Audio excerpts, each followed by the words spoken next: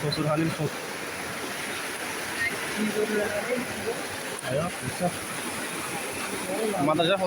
মাদ্রাসা হুজুর বুকুন দিয়ে শাড়ি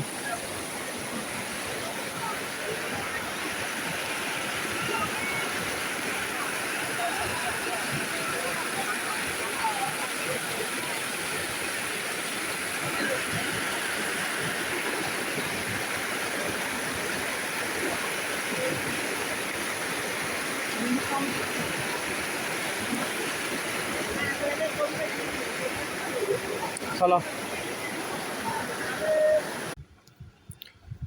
এই যে পানি দেখতেছেন এগুলা ফেনী পরশুরামে আজকে বন্যার পানি ইন্ডিয়া থেকে পাহাড়ি ঢল পানি ছেড়ে দিয়েছে, বেড়িবাঁধ খুলে দিয়েছে, এই জন্য পানিটা অনেক আসতেছে। পরশুরামবাসীর জন্য একটু দোয়া করবেন আপনারা, যেন সবাইকে আল্লাহ রক্ষা করে, মানুষজন সহি সালামতে তার গরু গোতান নিয়ে, তার হাঁস মোরগ নিয়ে, তার ছেলে মেয়েদের বাচ্চাদের নিয়ে যেন সুখে শান্তি নিরাপদ আশ্রয় থাকতে পারে। সবাইকে থাকার জন্য দোয়া করবেন। আর আমাদের ফেনীতে এই যে পরশুরামে এই বেড়িবাঁধ পারবার অনেক কষ্ট দিচ্ছে আমাদেরকে, অনেক টেনশন হয় আমাদের, যে কোন সময় আমাদেরকে ঘরবাড়ি থুয়ে আশ্রয়কেন্দ্রে চলে যেতে হয়।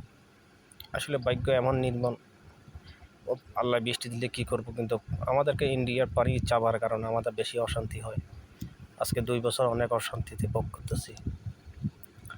তো সবাই আসলে আমাদেরকে বাংলাদেশ সরকারের কাছে অনুরোধ হলো আমাদেরকে বেড়িবাঁধটা সুন্দর করে নির্মাণ করে দেওয়ার জন্য।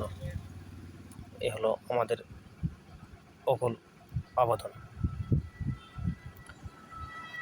তো সবাই দোয়া করবেন ইনশাআল্লাহ আমাদেরকে ফেনীবাসীর জন্য, আর একটু খেয়াল রাখবেন। আসলে আমাদেরকে বাঁধ চাই না, আমরা বেড়িবাঁধ চাই। আসসালামু আলাইকুম।